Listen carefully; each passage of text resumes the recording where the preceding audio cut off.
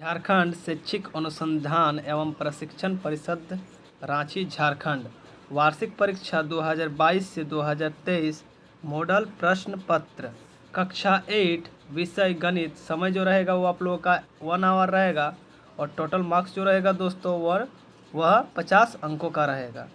इसमें कुछ सामान्य निर्देश दिए गए हैं जो आपको परीक्षा की उपस्थिति में आपको ये सब नियमों का पालन करना होगा। तो चलिए दोस्तों हम लोग क्वेश्चन की तरफ से क्वेश्चंस को देखते हैं। तो जो आप लोगों का फर्स्ट क्वेश्चन है दोस्तों वो है सबसे छोटी पूर्ण संख्या कौन है। तो दोस्तों सबसे छोटी पूर्ण संख्या जो है वो 0 है। ऑप्शन नंबर 2 इसका राइट आंसर हो जाएगा। और यदि आपसे दोस्तों पूछे कि सबसे छोटी प्राकृतिक संख्या, सबसे छोटी जो प्राकृतिक संख्या होता है दोस्तों वो होता है 1। और सबसे छोटी आपको पूर्ण संख्या पूछा है इसीलिए इसका आंसर हो जाएगा 0। जो आपका नेक्स्ट क्वेश्चन है वो है 5 का व्युत्क्रम क्या है। तो दोस्तों 5 का ऑपोजिट पूछा है यानी कि व्युत्क्रम पूछा है। तो इसका आंसर हो जाएगा ऑप्शन नंबर 4 यानी कि 5 के नीचे में यानी कि कुछ नहीं है। इसका यदि व्युत्क्रम पूछेगा तो दोस्तों 1 हो जाएगा ऊपर और 5 हो जाएगा नीचे, इसीलिए इसका आंसर हो जाएगा ऑप्शन नंबर 4 यानी कि 1/5। जो आपका नेक्स्ट क्वेश्चन है क्वेश्चन नंबर 3 19 का वर्ग क्या होगा। तो दोस्तों इसमें 19 का वर्ग पूछा है, 19 का स्क्वायर यानी कि 19 का यदि वर्ग निकाल देंगे तो 19 को 2 बार लिखेंगे, 19 गुना 19 यानी कि 19 को यदि 2 बार लिखने पर आपको कितना प्राप्त होगा 361 प्राप्त होगा। यानी कि इसका आंसर हो जाएगा दोस्तों ऑप्शन नंबर 2 361। जो आपका नेक्स्ट क्वेश्चन है क्वेश्चन नंबर 4 900 का वर्गमूल ज्ञात कीजिए। तो दोस्तों 900 का यदि आप वर्गमूल निकालिएगा तो इसमें 3 पेयर बनाना पड़ता है। इधर से एक पेयर और सिंगल पेयर हो गया तो 3 3 जा आपका 9 हो जाएगा दोस्तों। 9 में से 9 जाएगा 0 और इधर आपका फिर दोनों पेयर आपका उतर जाता है। ये 3 आपको यहाँ पर आके उतरना पड़ता है और 3 3 जा 6। अब 6 से क्या ऐसा गुना करेंगे कि यहाँ पर 0 0 आएगा। तो दोस्तों 6 को यदि 0 से मल्टीप्लाई करेंगे तो 0 0 आएगा यानी कि यहाँ पर 0 दे देंगे और 3 0 देखिए यहाँ पर दोस्तों इसको कैंसिल कर देंगे यानी कि इसका आंसर आ जाएगा 30 यानी कि ऑप्शन नंबर 1 इसका जो है वो राइट आंसर हो जाएगा। क्वेश्चन नंबर 5 पूछ रहा है दोस्तों 11 का घन कितना होगा। दोस्तों 11 का घन पूछ रहा है यानी कि 11 का क्यूब पूछ रहा है यानी कि 11 को 3 बार लिख देंगे, 11 इंटू 11 लिख देने पर कितना आपको प्राप्त हो जाएगा दोस्तों 1331 इसका आंसर आ जाएगा यानी कि इसका राइट आंसर हो जाएगा ऑप्शन नंबर 3। नेक्स्ट जो क्वेश्चन है दोस्तों वो है क्वेश्चन नंबर 6 8/27 का घनमूल क्या होगा। 8/27 का घनमूल पूछ रहा है दोस्तों। तो घनमूल निकालने के लिए इसका अभाज्य गुणनखंड कीजिएगा दोस्तों। तो इसका आपका हो जाएगा 2 इंटू 2 इंटू 2 बटे इसका रूट 3 इंटू 3 इंटू 3 यानी कि दोस्तों इसका जो ऑप्शन हो जाएगा वो 2/3 हो जाएगा यानी कि इसका राइट आंसर हो जाएगा ऑप्शन नंबर 1 2/3। क्वेश्चन नंबर 7 जो है दोस्तों वो है 5 का क्यों निकालने के लिए बोल रहा है 5 का पावर 3 का सही मान होगा यानी कि 5 को यदि हम लोग 3 बार लिखते हैं तो 5 गुना 5 करेंगे यानी कि 5 5 जा 25 और 25 जा कितना होता है 125 यानी कि इसका सही आंसर हो जाएगा ऑप्शन नंबर 2 125। नेक्स्ट जो क्वेश्चन है दोस्तों वो आपको पूछ रहा है x का पावर 0 का मान कितना होता है। तो दोस्तों किसी एक का पावर 0 हो या फिर 2 का पावर 0 हो, किसी का भी पावर का यदि मान पूछेगा तो उसका 1 ही होता है। तो इसका जो राइट आंसर हो जाएगा ऑप्शन नंबर 2 1 इसका राइट आंसर हो जाएगा। क्वेश्चन नंबर 8 जो है दोस्तों वो है आपका क्वेश्चन नंबर 8 बता दिए। क्वेश्चन नंबर 8 का राइट आंसर हो जाएगा 1। अब क्वेश्चन नंबर 9 है। तो क्वेश्चन नंबर 9 क्या है एक संख्या AB का विस्तृत रूप यानी कि AB का बड़ा रूप पूछ रहा है।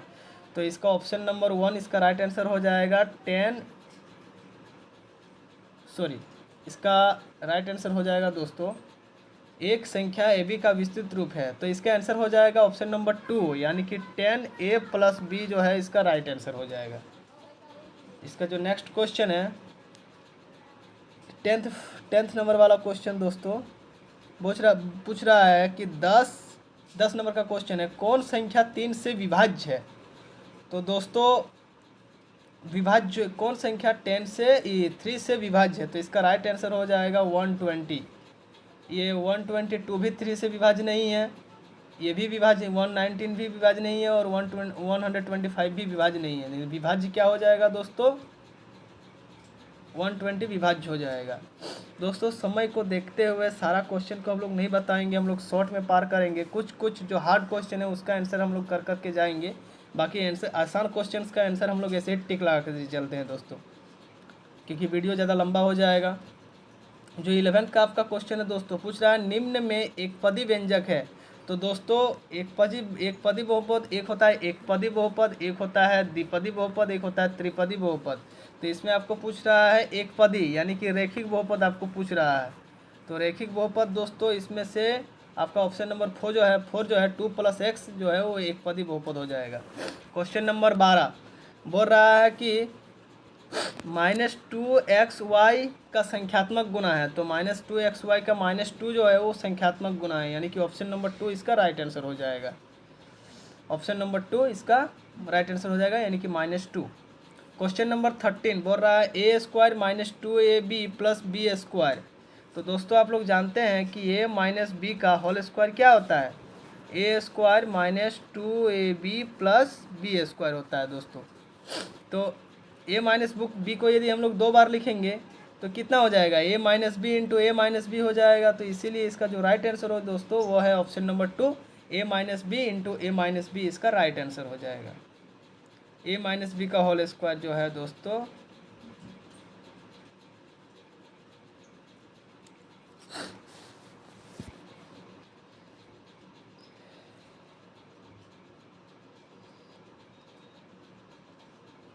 नेक्स्ट जो क्वेश्चन है दोस्तों आपका ऑप्शन नंबर 14 का जो क्वेश्चन है दोस्तों कि x² - 19 का गुणनखंड होगा। तो इसका आप लोग गुणनखंड कीजिएगा दोस्तों, तो x + 3 × x - 3 आ जाएगा, यानी कि ऑप्शन नंबर आपका 4 जो है इसका राइट आंसर हो जाएगा, x + 3 × x - 3। नेक्स्ट जो आपका क्वेश्चन है क्वेश्चन नंबर 15 बोल रहा है कि 3x + 2 = 5 में x का वैल्यू पूछ रहा है दोस्तों। तो इधर 3x का 3s, 5 इधर +2 है तो उधर चल जाएगा तो -2 हो जाएगा, यानी कि 3x बराबर कितना हो जाएगा आपका 3। तो x का वैल्यू आपका 3/3 या 3/3 को काटिएगा तो इसका जो आंसर हो जाएगा वो 1 हो जाएगा दोस्तों, यानी कि ऑप्शन नंबर 1 इसका राइट आंसर हो जाएगा। क्वेश्चन नंबर 16 3 लगातार पूर्णांकों का योगफल 51 है तो पूर्णांक होगा। तो पूर्णांक कितना होगा दोस्तों? बोल रहा है कि 51 का 3 लगातार पूर्णांकों का योगफल पूछ रहा है दोस्तों। तो इसका आंसर हो जाएगा ऑप्शन नंबर 2, क्योंकि 16 + 17 + 18 को आप लोग जोड़िएगा तो इसमें आपका 51 हो जाएगा, यानी कि ऑप्शन नंबर 2 इसका राइट आंसर हो जाएगा। क्वेश्चन नंबर जो 17 है दोस्तों, 40 का कितना प्रतिशत 16 है? यानी कि 40 का मतलब होता है प्रतिशत, कितना प्रतिशत, यानी कि इसको मान लेंगे हम लोग x = कितना है दोस्तों 16, यानी और इधर डिवाइड में 100 आ जाएगा। इसको आप लोग क्रिस क्रॉस कीजिएगा, इसको सॉल्व कर दीजिएगा दोस्तों, तो आपका जो आंसर आ जाएगा वो 40 आ जाएगा दोस्तों, यानी कि 40 का कितना प्रतिशत 16 है तो आपका वो 40% आंसर आ जाएगा। नेक्स्ट जो आपका क्वेश्चन है दोस्तों वो है 50 आमों के समूह में 60% आम बिल्कुल पके हैं, तो पके हुए आमों की संख्या क्या है? तो इसका राइट आंसर हो जाएगा, पके हुए आमों की संख्या जो निकलेगा दोस्तों वो आपका निकलेगा 30। पके हुए आमों की संख्या जो निकलेगा वो आपका 30 हो जाएगा दोस्तों। नेक्स्ट जो क्वेश्चन है, यदि x = 1 और y = -2 तो x² + y² का मान क्या होगा? तो इसका जो आंसर हो जाएगा 19 नंबर का वो हो जाएगा ऑप्शन नंबर 3, यानी कि 5 हो जाएगा। नेक्स्ट जो क्वेश्चन है वो पूछ रहा है कि 7 के घन का इकाई अंक क्या होगा? 7 के घन का इकाई अंक क्या होगा? तो इसका जो राइट आंसर हो जाएगा वो दोस्तों 7 के इकाई अंक का 7 के घन, यानी कि 7 को पहले घन करना है। तो 7 को यदि आप लोग घन कीजिएगा 7 × 7 × 7, यानी कि 7 × 7 = 49 और 49 को फिर 7 से गुना कीजिएगा तो 7 9 जा 63 यानी कि 3 आ जाएगा लास्ट में, यानी कि इसका इकाई अंक कितना आ जाएगा दोस्तों 3। नेक्स्ट जो क्वेश्चन है 21, एक घड़ी का अंतिम मूल्य 2000 है और इस पर 10% बट्टा दिया जाता है, तो विक्रय मूल्य क्या होगा। तो दोस्तों इसका आप लोग निकालिएगा, तो इसमें आप लोगों का आंसर जो आएगा वो 180 आएगा दोस्तों। एक 21 का बता रहे हैं ना दोस्तों। एक घड़ी का अंकित मूल्य 2000 है और 2000 है, इस पर 10% बट्टा दिया जाता है, तो विक्रय मूल्य क्या होगा।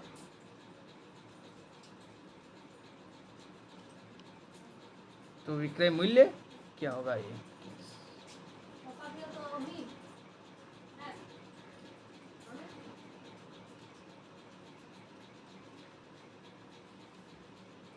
इसका जो आंसर हो जाएगा दोस्तों वो ऑप्शन नंबर 4 हो जाएगा।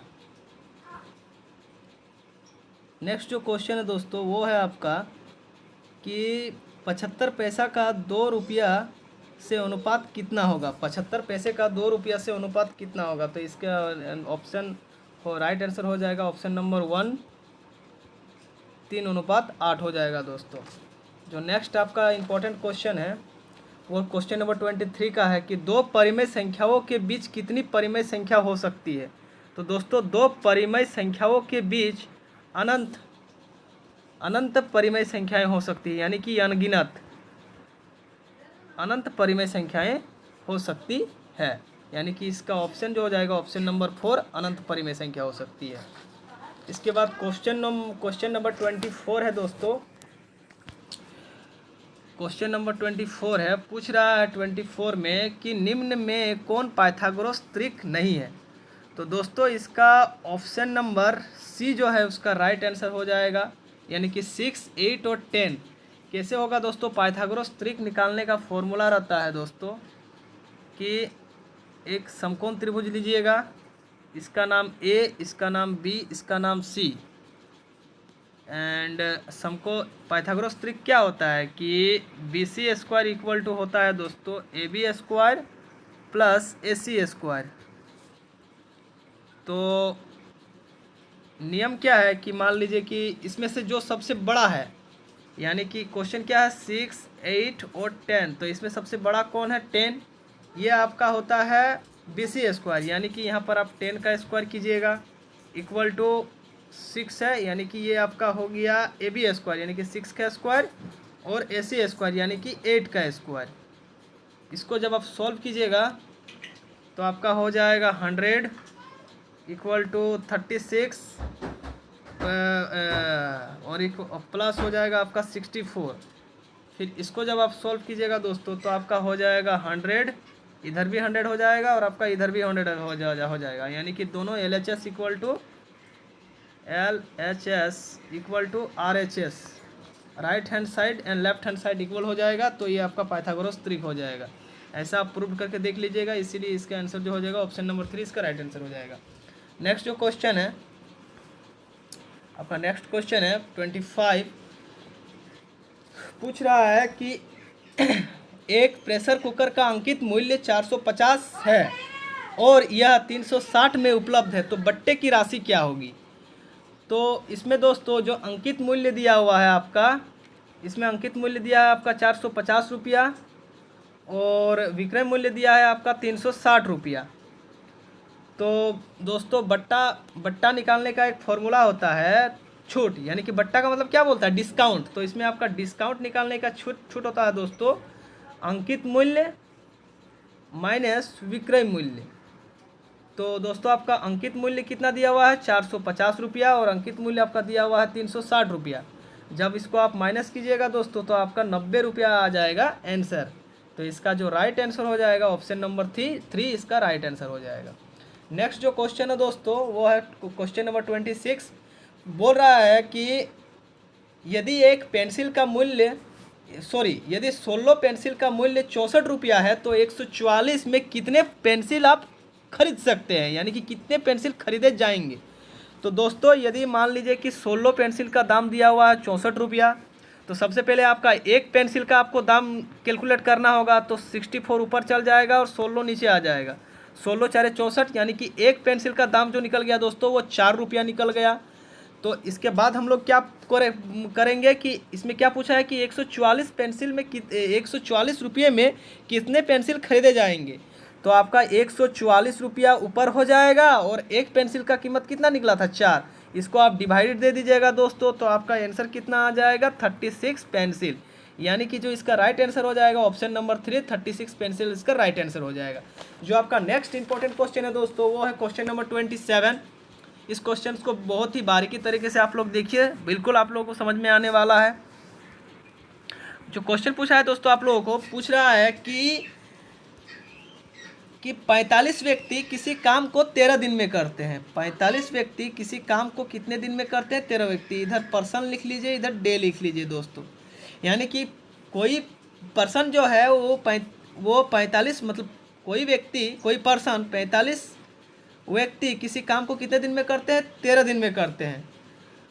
उसी काम को 39 व्यक्ति कितने दिन में कंप्लीट करेंगे? यानी कि आपको डे कैलकुलेट करना है, तो इसको हम लोग कितना मान लेंगे दोस्तों? x मान लेंगे। तो इसमें फिर हम लोग क्या करेंगे कि 45 × 13 इक्वल टू 39 × x कर देंगे दोस्तों, x कर देंगे। इसको जब आप लोग कैलकुलेट कीजिएगा तो x इक्वल टू कितना हो जाएगा? 45 × 13 इक्वल टू 39। इधर 13 1 जा 31 और 13 3 जा हो जाएगा आपका 39। फिर इसको आप लोग काटिएगा 15 बार से, यानी कि उसी काम को कितने दिन में कंप्लीट करेगा? 15 डेज में कंप्लीट करेगा दोस्तों। यानी कि इसका ऑप्शन हो जाएगा क्वेश्चन नंबर ऑप्शन नंबर 4 इसका 15 दिन राइट आंसर हो जाएगा दोस्तों। नेक्स्ट जो आपका इंपॉर्टेंट क्वेश्चन है क्वेश्चन नंबर 28। क्वेश्चन पूछ रहा है दोस्तों कि वर्ग के सभी बाह्य कोणों का योग कितना होता है। तो दोस्तों सबसे पहले एक हम लोग वर्ग बना लेते हैं, एक हम लोग वर्ग छाप लेते हैं यहाँ पर दोस्तों। एक हम लोग वर्ग छाप लिए। और दोस्तों इसमें जो पूछ रहा है कि आपका सबसे पहले यदि वर्ग के अंतों कोणों का योग सबसे पहले कैलकुलेट करते हैं, उसके बाद बाहरी कोणों का योग यानी कि बाह्य कोणों का योग कैलकुलेट करेंगे। तो देखिए दोस्तों जो इसका आंतरिक कोण जो होता है ये आपका आंतरिक कोण ये सब हो गया, और वर्ग के इसका भी मान 90 डिग्री होता है, इसका भी मान 90 डिग्री होता है, इसका भी मान 90 डिग्री और इसका भी मान 90 डिग्री। इसको थोड़ा सा बढ़ा लेंगे दोस्तों हम लोग, ये हो जाएगा आपका बाहरी कोण, ये आपका भीतरी और ये कोण हो जाएगा आपका बाहरी। इसका भी मान 90 डिग्री, इसका भी मान 90 डिग्री, इसका भी मान 90 डिग्री और इसका भी मान 90 डिग्री। इसको हम लोग मान लेंगे दोस्तों P, इसको मान लेंगे Q, इसको मान लेंगे R और इसको मान लेंगे S। यानी कि P + Q + R + S, यानी कि 90 + 90 + 90 + 90 + 90 + 90 + 90 यदि आप लोग कीजिएगा दोस्तों तो आपका 360 डिग्री आपका हो जाएगा। यानी कि इससे क्या पता चलता है दोस्तों कि वर्ग के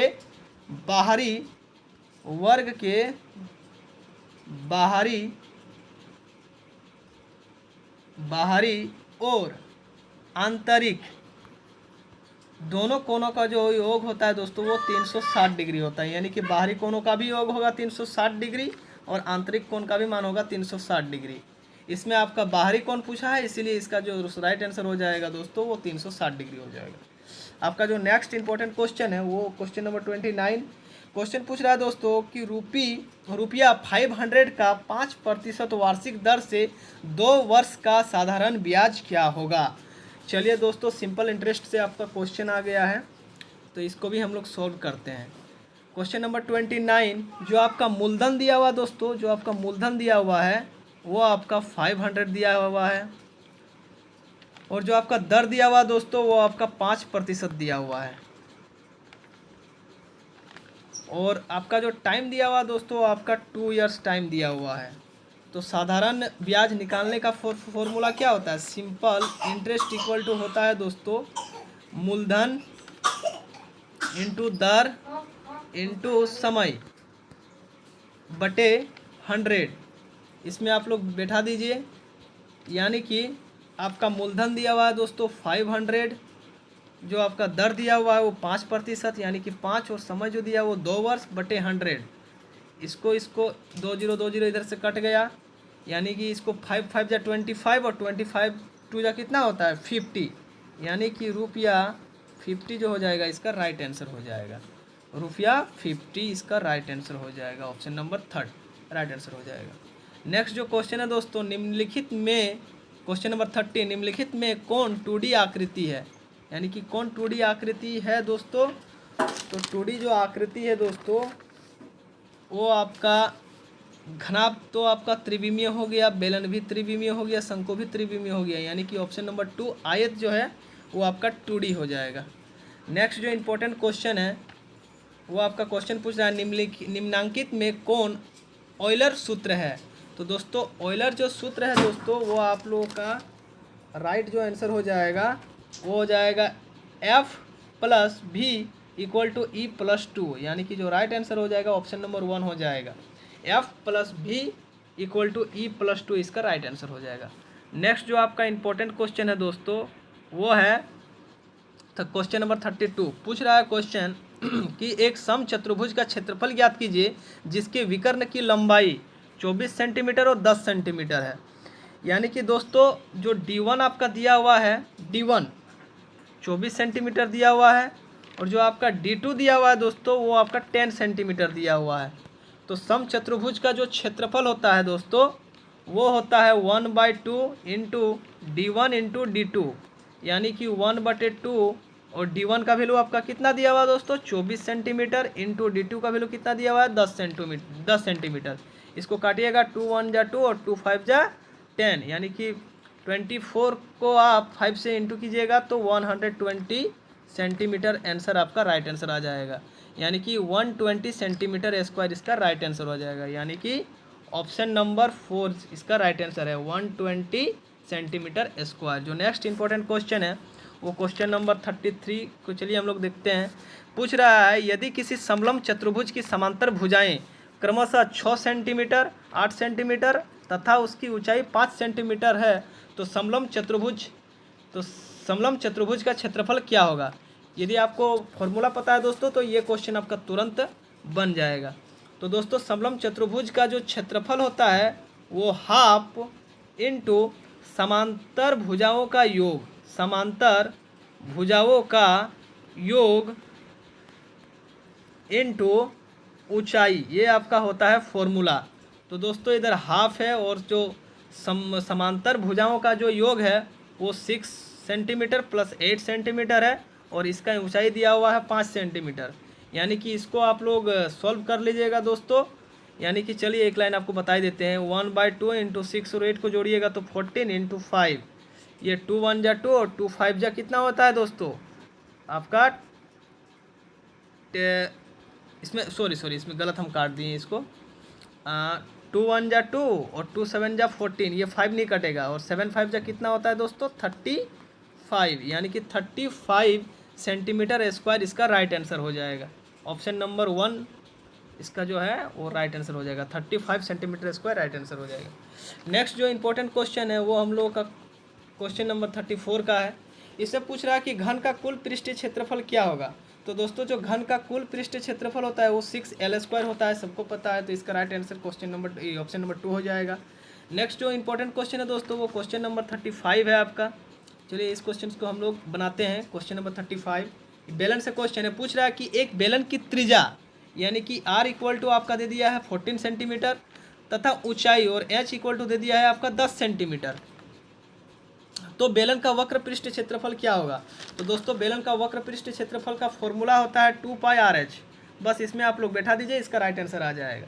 यानी कि 2 और पाई का मान लेना है 22/7, सबको पता है, और R का मान लेना है 14 इंटू H कितना लेना है दोस्तों 10, H लेना है 10, 7 1 जा 7, 7 2 जा 14, इसको आप यदि सॉल्व कीजिएगा दोस्तों तो 880 सेंटीमीटर स्क्वायर इसका राइट आंसर आ जाएगा। यानी कि इसका जो राइट आंसर हो जाएगा वो आपका हो जाएगा 880, ऑप्शन नंबर 3 यानी कि 880 सेंटीमीटर स्क्वायर इसका राइट आंसर हो जाएगा। नेक्स्ट जो इंपॉर्टेंट आपका क्वेश्चन है क्वेश्चन नंबर 36, इसे पूछ रहा है कि यदि घन की एक भुजा 8 सेंटीमीटर है तो घन का आयतन क्या होगा। यानी कि जो घन है दोस्तों, मान लीजिए कि एक हम लोग घन बना लेते हैं, इसमें इसकी लंबाई ये है, इसकी लंबाई ये है, इसकी लंबाई ये है, और इसकी एक भुजा दिया है 8 सेंटीमीटर दोस्तों। तो घन का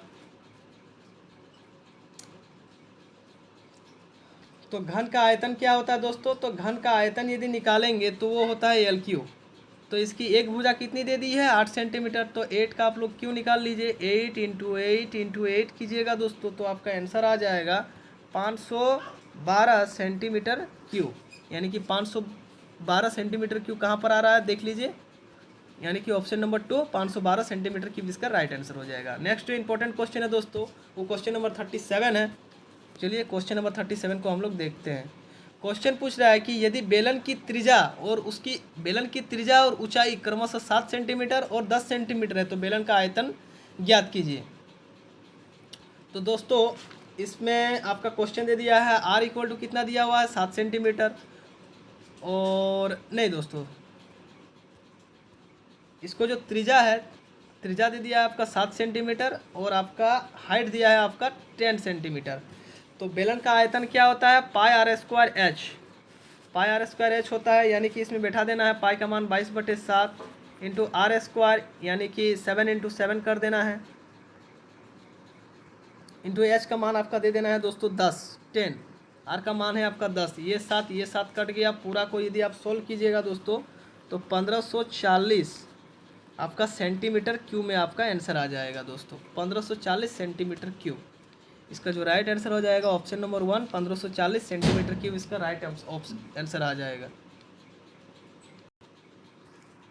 क्वेश्चन नंबर 38, क्वेश्चन नंबर 38 जो है दोस्तों वो घनाभ का आयतन ज्ञात कीजिए यदि घनाभ की लंबाई, चौड़ाई और ऊंचाई क्रमशः 6 मीटर, 3 मीटर और 2 मीटर है। तो दोस्तों ये तो बहुत ही इजी क्वेश्चन है।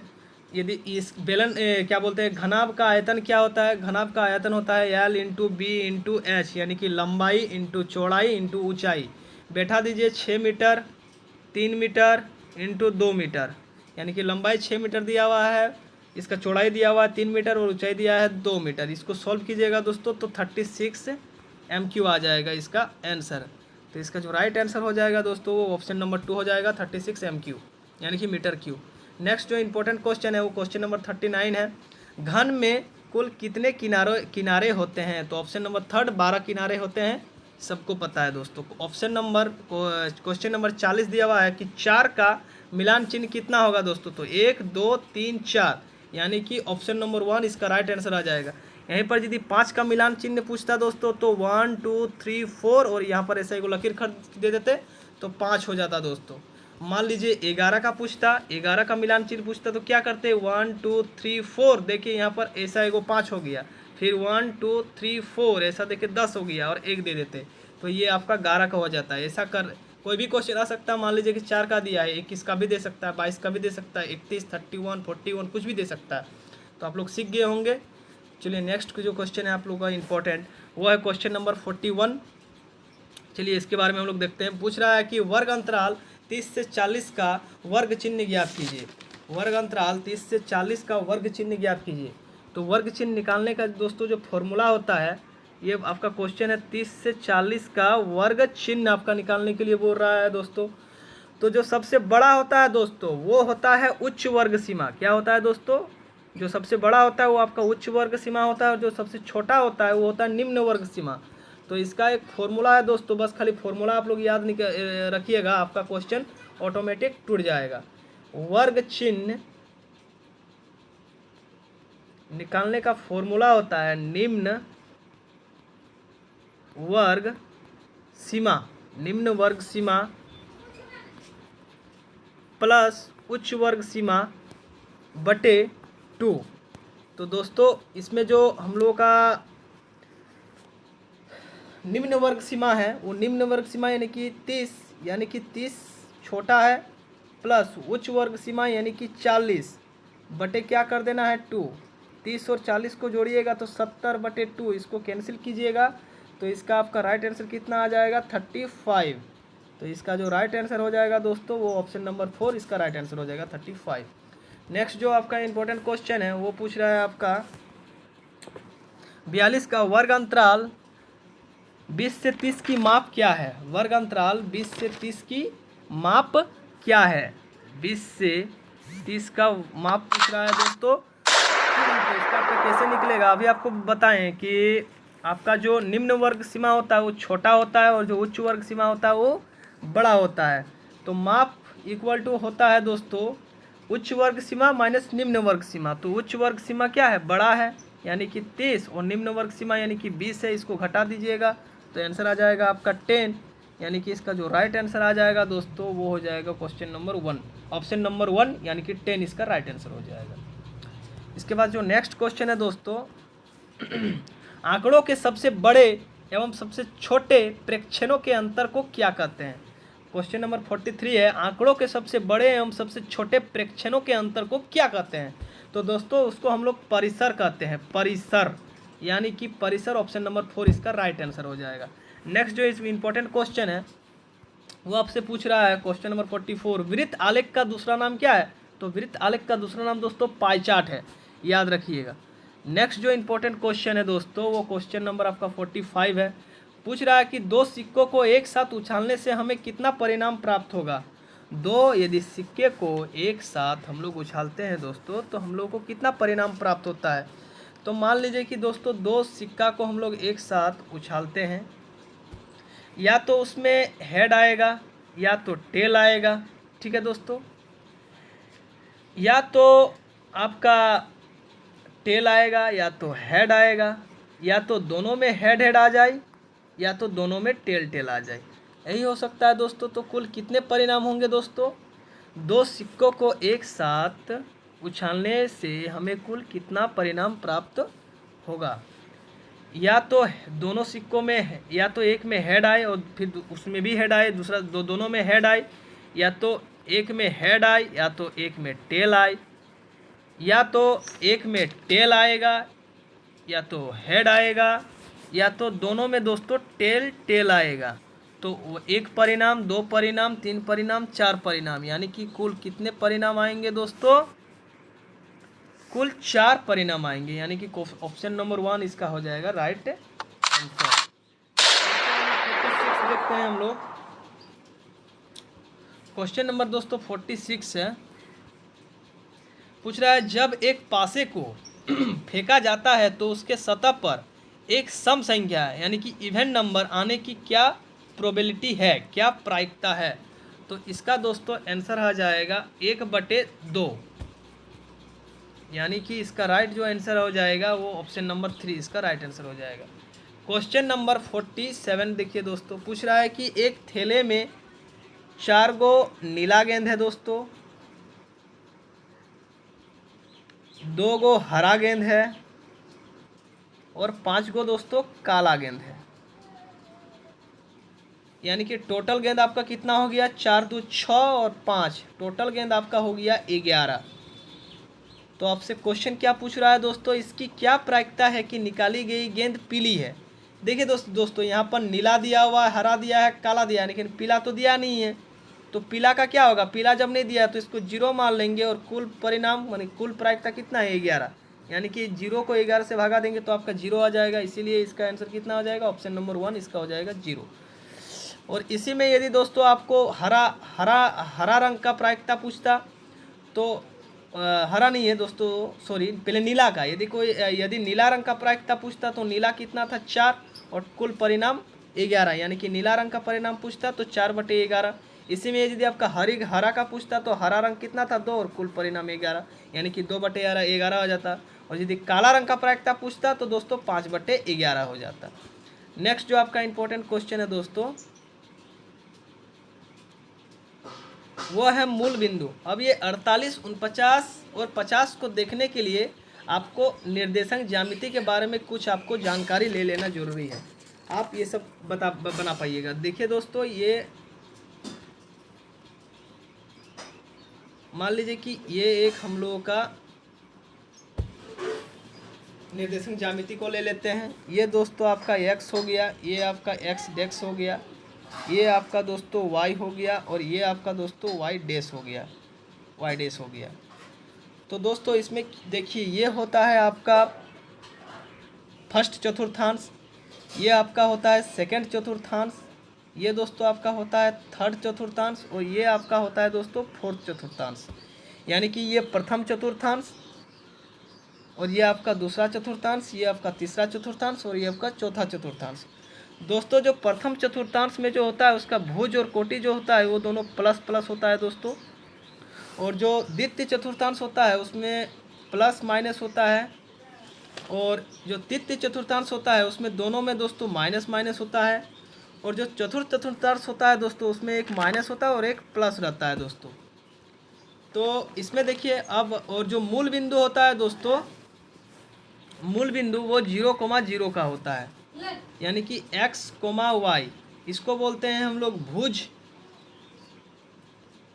और इसको हम लोग बोलते हैं दोस्तों कोटि। तो क्वेश्चन नंबर 48 की तरफ से चलते हैं। मूल बिंदु का निर्देशांक क्या होगा? अभी आपको बताएं कि मूल बिंदु जो होता है दोस्तों वो 0,0 होता है, यानी कि इसका ऑप्शन नंबर 1 हो जाएगा, 0,0 इसका राइट आंसर। इसके बाद जो क्वेश्चन है दोस्तों वो है क्वेश्चन नंबर 49। इसमें क्वेश्चन पूछ रहा है कि बिंदु -3, -4 किस चतुर्थांश में है? अभी आपको बताएं कि ये वाला आपका फर्स्ट, ये वाला आपका सेकेंड, नहीं सॉरी, ये वाला आपका फर्स्ट चतुर्थांश, ये वाला आपका सेकंड चतुर्थांश, ये वाला आपका थर्ड चतुर्थांश, ये वाला आपका फोर्थ चतुर्थांश। इसमें दोस्तों प्लस प्लस होता है और इसमें आपका प्लस माइनस होता है, इसमें दोनों में माइनस माइनस होता है और इसमें दोस्तों माइनस प्लस होता है। तो दोस्तों क्वेश्चन देखिए आपसे क्या पूछ रहा है क्वेश्चन नंबर 49 में, बिंदु -3, -4, इसमें आप अंक को मत देखिए, इसमें आप माइनस को देखिए कि माइनस माइनस किस में आता है। तो माइनस माइनस किस में आता है दोस्तों? थर्ड चतुर्थांश में आता है, यानी कि इसका आंसर क्या हो जाएगा? तृतीय चतुर्थांश इसका राइट आंसर आ जाएगा। नेक्स्ट जो आपका क्वेश्चन है दोस्तों वो क्वेश्चन नंबर 50 है। बोल रहा है कि ए जो वो 2 है, 2,-5 में कोटि का मान क्या है? तो दोस्तों अभी आपको पूछे, ये इसको बोलते हैं हम लोग भुज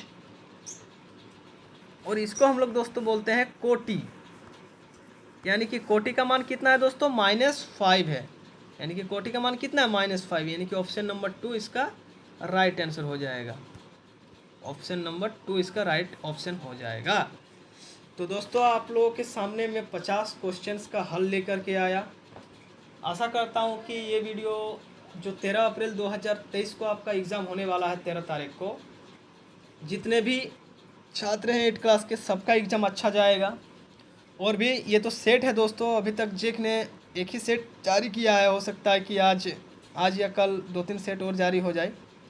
तो इसको आप लोग रिवीजन कीजिए दोस्तों, बहुत ही अच्छा क्वेश्चन इसमें दिया गया है। इसी से आप लोगों का हो सकता है कि 20-30 क्वेश्चंस लड़ जाए, और मैंने इसका सभी क्वेश्चंस को हल करके आपको दिखाया है। तो इसके लिए दोस्तों आप लोग मेरे चैनल को लाइक कमेंट सब्सक्राइब जरूर कीजिए, क्योंकि मैंने भी मेहनत किया है। और इस तरह के वीडियो को पाने के लिए मेरे चैनल को सब्सक्राइब जरूर करें दोस्तों। धन्यवाद।